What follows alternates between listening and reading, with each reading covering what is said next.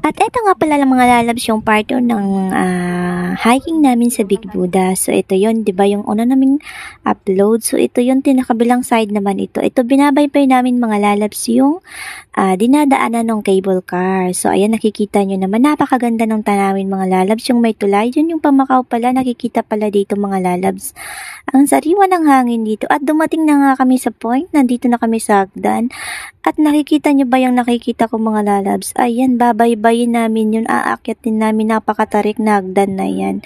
At nagtalo pa nga kami dito mga lalabs dahil sabi ko dito lang kami sa kabilang side, dumaan. Pero ang sabi ng mga kasama ko dito daw dahil mas challenge daw dyan sa hagdan.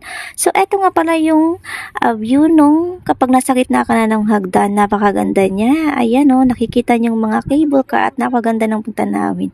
So ayan, naminto na nga kami dahil sa gitna na kami dahil ang sakit sa tuhod mga lalabs. So ayan, nakalagpas na kami doon at eto na, binabaybay na namin ang pangalawang station. So ayan, napakaganda o, kitang-kita yung mga lalabs yung cable car. At ako'y napapagod na nga dahil napakainit naman talaga ng panahon na yan.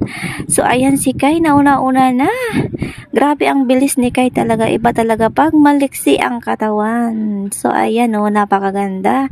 So paparating na kami sa pangalawang station siya mga lalabs. So ayan o, tingnan nyo, napakaganda ng panahon pag ganito.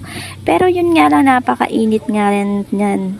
So ayan, nagpahinga nga pala kami dyan mga lalabs. At pagkatapos dyan, yan, pababa na kami ng hagdan. At nandito na kami, pagdating na kami dito sa part na puro nakahoy, na puro hagdan. So ayan, napakaganda din dito mga lalabs. At dito nga pala ito sa Ngumping Trail. So ayan o, tingnan nyo naman yan, yung mga hagdan, puro kahoy. Grabe yung effort ng gobyerno dito.